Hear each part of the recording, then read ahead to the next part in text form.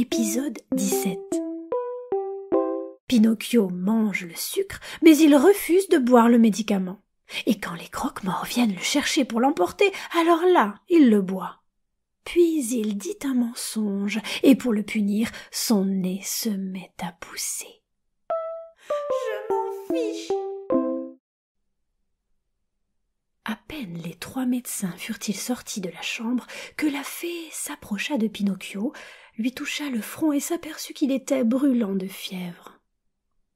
Elle délaya une poudre blanche dans un demi-verre d'eau et le tendit au petit pantin en lui disant d'une voix remplie d'amour.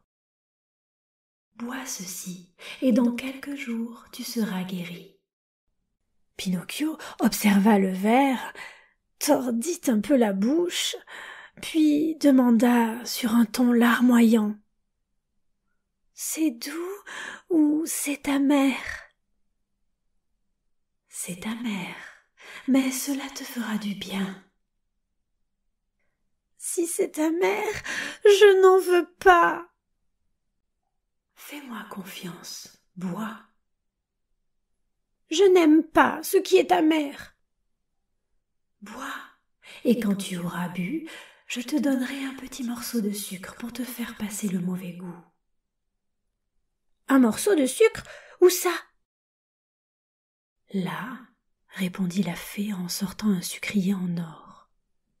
« Je veux d'abord le morceau de sucre, et après je boirai l'eau amère. »« Tu le promets? »« Oui. » La fée lui donna le morceau de sucre, et après l'avoir croqué et avalé d'un coup, Pinocchio se dit en se léchant les babines. « Ce serait merveilleux si le sucre était un médicament, j'en prendrais tous les jours. » Bien, maintenant tu dois tenir ta promesse. Bois ces quelques gouttes d'eau qui te rendront la santé. Pinocchio prit le verre en main avec un air de dégoût. Il y plongea le bout de son nez, l'approcha de ses lèvres, puis replongea le bout du nez et finit par dire « C'est trop amer, je ne peux pas boire ça. » « Comment peux-tu dire cela? Tu n'y as même pas goûté. »« Non, mais j'imagine, je l'ai senti à l'odeur. Je veux d'abord un autre morceau de sucre, et après je boirai. » Alors la fée, avec toute la patience d'une maman, lui mit dans la bouche encore un peu de sucre, et à nouveau elle lui présenta le verre. « Mais comme ça, là, je ne peux pas boire, » dit le petit pantin en faisant 1000 grimaces. « Pourquoi ? » ?»« Parce que l'oreiller me gêne, là, celui qui est à mes pieds. » La fée lui retira l'oreiller. « C'est inutile, comme ça non plus je ne peux pas boire. »« Autre chose te gêne ? » ?»« Ce qui me gêne, c'est la porte de la chambre, elle est entr'ouverte. » La fée se leva pour aller fermer la porte entr'ouverte. « Non et non !» cria Pinocchio en éclatant en sanglots. « Cette eau amère, je ne veux pas la boire. Non !»« Cher enfant, tu le regretteras. »« Je m'en fiche !»« Tu as une grave maladie. »« Je m'en fiche !»« La fièvre, en quelques heures, te portera dans l'autre monde. »« Je m'en fiche !»« Tu n'as pas peur de la mort ? » ?»« Pas peur. Je préfère mourir plutôt que boire ce médicament dégoûtant. » À cet instant, la porte de la chambre s'ouvrit brutalement et il entra 4 lapins noirs, aussi noirs que l'encre, qui portaient sur leurs épaules un petit cercueil. « Qu'est-ce que vous me voulez ?» cria Pinocchio, se redressant tout effrayé, assis sur son lit. « Nous sommes venus te chercher, » répondit le lapin le plus gros. « Me chercher? Mais je ne suis pas encore mort. »« Pas encore, mais il ne te reste que quelques minutes de vie, étant donné que tu as refusé de boire le médicament qui t'aurait guéri de la fièvre. » Pinocchio attrapa le verre des 2 mains et le vida d'un trait. Patience, dirent les lapins. Pour cette fois, nous avons fait un voyage à vide. Et ils reprirent à nouveau le petit cercueil sur leurs épaules et sortirent de la chambre en bougonnant et ronchonnant. En quelques minutes, Pinocchio sauta hors du lit, il était bel et bien guéri. Parce qu'il faut savoir que les petits pantins de bois ont le privilège de tomber rarement malades et de guérir très vite. Le voyant courir et gambader à travers la chambre comme un petit coq, la fée lui dit « Mon médicament t'a vraiment fait du bien. »« Mieux que du bien, il m'a remise au monde. »« Alors, pourquoi t'es-tu tant fait prier pour le boire ?»« C'est que nous, les jeunes, nous sommes comme ça. Nous avons plus peur des médicaments que de la maladie. » C'est une honte. Les jeunes gens devraient savoir qu'un bon médicament pris à temps peut les sauver d'une grave maladie et même quelquefois de la mort. Oh, mais la prochaine fois, je ne me ferai pas tant prier, je me souviendrai des lapins noirs avec leur cercueil sur les épaules. Je prendrai de suite le verre et hop, je le viderai. Maintenant, viens près de moi. Et raconte-moi comment tu t'y es pris pour te retrouver entre les mains des assassins.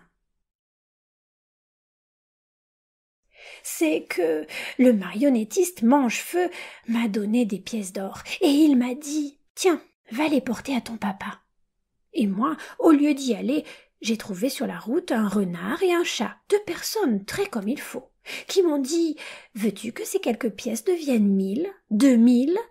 Viens avec nous et nous te conduirons au champ des miracles. » Et moi, je leur ai répondu « Allons-y !»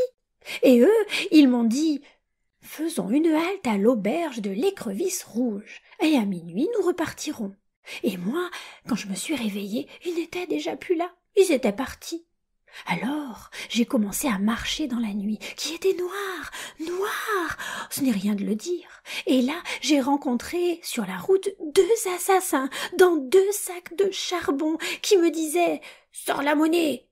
Et moi, j'ai répondu « Je n'en ai pas, parce que les pièces d'or, je les avais cachées dans ma bouche. » Et l'un des assassins a essayé de mettre ses mains dans ma bouche, et moi, je l'ai mordu si fort que je lui ai coupé la main et je l'ai craché. Mais au lieu d'une main, j'ai craché une petite patte de chat. Et les assassins se sont mis à me courir derrière. Et cours, et vas-y que je cours, jusqu'à ce qu'ils me rejoignent. Après, ils m'ont pendu à un arbre de cette forêt en disant « Demain, nous reviendrons et tu seras mort avec la bouche ouverte, et nous pourrons emporter les pièces d'or que tu as cachées sous ta langue. » Et maintenant, tes 4 pièces, où les as-tu mises ? Demanda la fée. « Je les ai perdues, » répondit Pinocchio. Mais c'était un mensonge, car elles étaient dans sa poche. À peine avait-il dit le mensonge que son nez, qui était déjà long, s'allongea encore de 2 pouces. « Et où les as-tu perdues ? » ?»« Dans le bois, pas loin. » À ce 2e mensonge, le nez continua à pousser encore. « Si tu les as perdus pas loin dans le bois, dit la fée, nous allons les chercher et nous les retrouverons, parce que tout ce que l'on perd dans le bois, on le retrouve. » « Ah, je me souviens mieux maintenant, répliqua le petit pantin en s'embrouillant.